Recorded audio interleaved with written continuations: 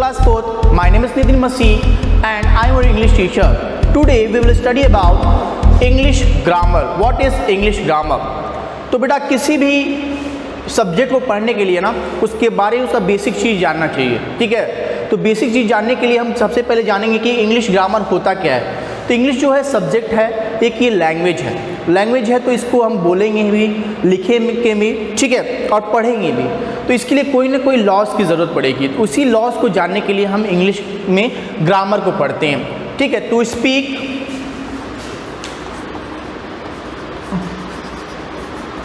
Read and write properly.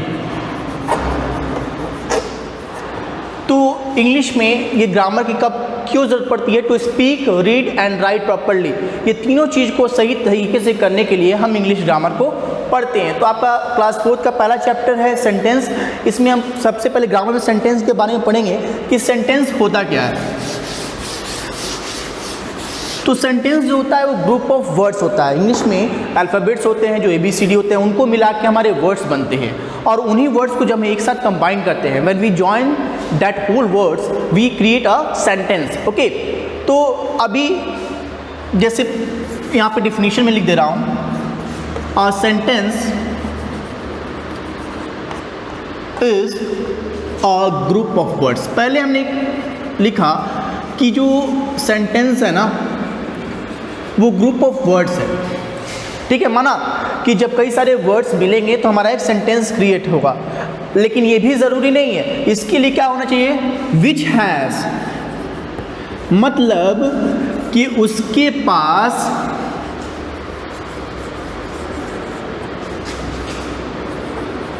Complete sense होना चाहिए। यानी कोई भी जो सेंटेंस है उसके पास अगर हम जंबल में लिख दिए, कोई भी वर्ड्स इधर सिक्वेंसली नहीं लिखा, उसका कोई मीनिंग आना चाहिए, ठीक है। तो एवरी सेंटेंस, अब देखो, अब कोई भी सेंटेंस होगा ना उसमें एक सब्जेक्ट होगा, प्रेडिकेट होगा और एक वर्ब होगा, ठीक है। इन तीनों चीज़ों को मिलके अगर प्रेडिकेट हो भी नहीं, ठीक है, तभी भी सेंटेंस फॉर्म होता है, लेकिन उसके लिए अदर वर्ड्स की ज़रूरत पड़ेगी। तो उसके बारे में हम आपको बाद में बताएंगे। वो फ्रेजेस होते हैं, उसके बारे में हम बाद में बताएंगे, ठीक है।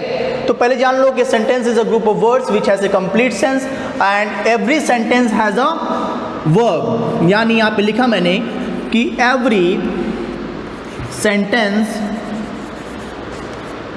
Has a verb. बिना वर्ब के, यानी वर्ब को हिंदी में हम कहते हैं क्रिया, यानी जो काम करता है, जो भी कोई भी हम काम जो करते हैं ना उसी को वर्ब कहते हैं। सुबह से होने से, सो के उठने से के बाद और सोने से पहले तक जितने भी वर्क है वो सब वर्ब है, जो इसको क्रिया कहते हैं, कार्य कहते हैं। तो अब आगे हम पढ़ेंगे आपकी में कि सब्जेक्ट और प्रेडिकेट के बारे में। इसका सेंटेंस का दो मेन पार्ट है, सब्जेक्ट एंड प्रेडिकेट। इसके बारे में हम पढ़ेंगे।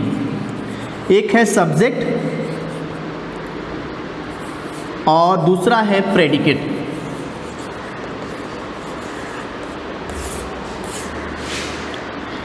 सब्जेक्ट और प्रेडिकेट क्या होता है? किसी भी सेंटेंस में जो व्यक्ति हो या कोई भी वस्तु हो जो जिसके बारे में बात की जा रही हो, ठीक है, वही सब्जेक्ट होगा, ठीक है। मतलब हमारा सब्जेक्ट का यानी विषय, यानी इसको हिंदी में विषय भी कहते हैं ना।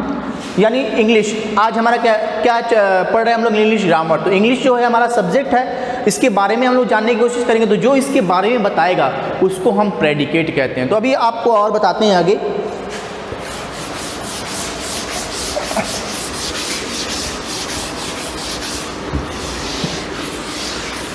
तो एवरी सेंटेंस जो होता है ना, देखो पहला है कि यहाँ पे सब्जेक्ट जान लो क्या होगा। आपके बुक के अनुसार मैं चलूँगा।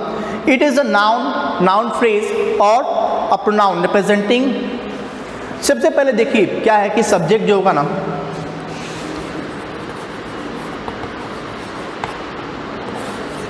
वो first part of the sentence होता है। यानी वो क्या होगा? नाउन होगा। नाउन में, यानी नाउन क्या होता है? किसी भी चीज़ का नाम होता है। किसी भी चीज़ का जो नाम होता है ना वही नाउन होता है, या फिर वो प्रोनाउन होता है जो यूज़ किया जाता है किसकी जगह पे? नाउन की जगह पे जिसका यूज़ होगा उसको हम प्रोनाउन करेंगे।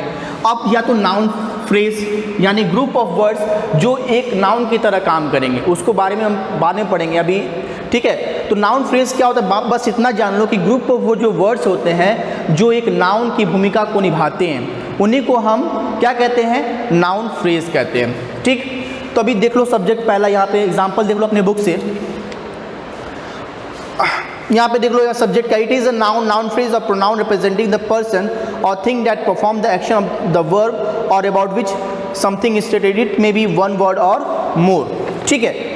अब देखो पहला एग्जांपल आपके बुक में दिया है, विराट कोहली प्लेस क्रिकेट। यहाँ पे विराट कोहली प्लेस क्रिकेट, यहाँ पे मैं लिख के एक्सप्लेन कर दूँ।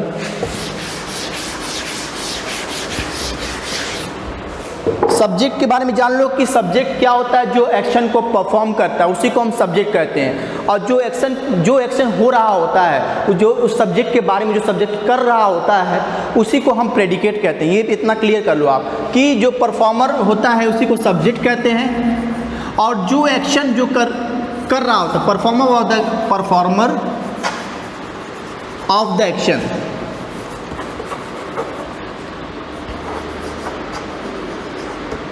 जो एक्शन को परफॉर्म करेगा वही हमारा सब्जेक्ट, और सब्जेक्ट में जो भी एक्शन परफॉर्म हो रहा है यानी प्रेडिकेट वो भाग होगा जो जिसके साथ वर्ब आएगी, ठीक है। वर्ब आ रहा है, जैसे विराट कोहली, पहला पर एग्जांपल बुक के अनुसार, विराट कोहली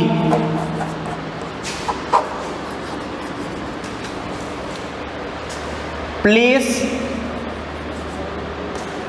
क्रिकेट, ठीक है। तो इसमें सब्जेक्ट क्या होगा, कौन होगा सब्जेक्ट, यहाँ पे विराट कोहली होगा। बस अगर हमें सब्जेक्ट अगर हटा दिया, किसी भी सेंटेंस से हमने सब्जेक्ट को बाहर निकाल दिया, ठीक है, ये हमारा क्या हो गया, सब्जेक्ट हो गया।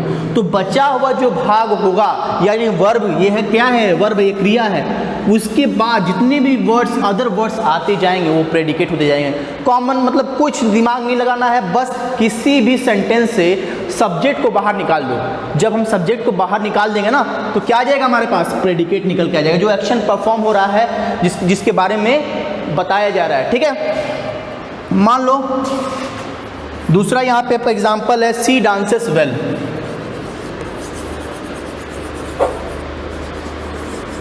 अब बेटा देखो, मैंने बताया था कि जो सेंटेंस होगा, ठीक है, उसमें सब्जेक्ट क्या क्या हो सकता है, नाउन भी हो सकता है, प्रोनाउन भी हो सकता है, नाउन फ्रेज भी हो सकता है।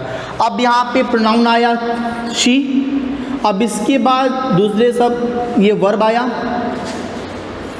ठीक है, ये एडजेक्टिव आ गया, नहीं सॉरी एडवर्ब आ गया। डांसेस है, वर्ब की विशेषता बताएगा एडवर्ब, ठीक है। तो ये प्रोनाउन हो गया, तो ये हमारा क्या बन गया, ये हमारा सब्जेक्ट हो गया, और सब्जेक्ट के बाद जितने भी वर्ब को इंक्लूड कर देंगे तो हमारा ये प्रेडिकेट बन जाएगा, ठीक है। तीसरा है ऑनेस्टी।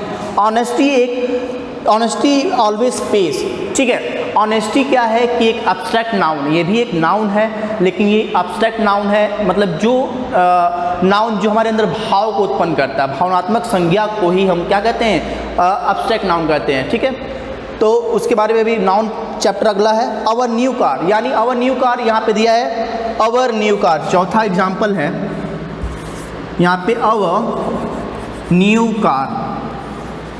अगर यहाँ पे कार भी होता तो ये भी हमारा सब्जेक्ट होता, ठीक है। इसके बारे में बताया जा रहा है, जिस चीज़ के बारे में बताया जाता है, ठीक है, वही सब्जेक्ट हो जाता है, या वो जिसके बारे में बताया जाता है, ठीक है। अब ये आवर यानी हमारा, ये न्यू एडजेक्टिव है, ये सब एडजेक्टिव का काम कर रहे हैं। यहाँ पे न्यू जो हमारा है ना, इसको एडजेक्टिव यानी विशेषता, एडजेक्टिव मतलब विशेषण होता है, ये विशेषता बता रही है। तो ये ग्रुप ऑफ वर्ड्स जो एक नाउन, ये क्या बन गया, नाउन फ्रेज बन गया, और ये नाउन फ्रेज क्या हो जाएगा, अदर वर्ड्स के साथ मिला, तो ये सब्जेक्ट मिला अदर वर्ड्स। यहाँ पे ये जितने भी वर्ड्स आएंगे सामने, ये our new car is beautiful, ठीक है। तो जितने भी, बस इतना भी जानिए, अगले लेक्चर में आपको हम बताएंगे, अभी क्लियर कर लीजिएगा, ठीक है, कि सब्जेक्ट वो होता है जिसके बारे में बताया जाता है, जिसके बारे में हम बात करते हो, ठीक है, और अगले जो भी वो काम सब्जेक्ट काम कर रहा है या फिर उसके बारे में बताया जाता है, वही हमारा प्रेडिकेट हो जाता है, ठीक है। कोई प्रॉब्लम है तो कमेंट करिए, ठीक है। Okay class, thank you very much for your kind cooperation, thank you.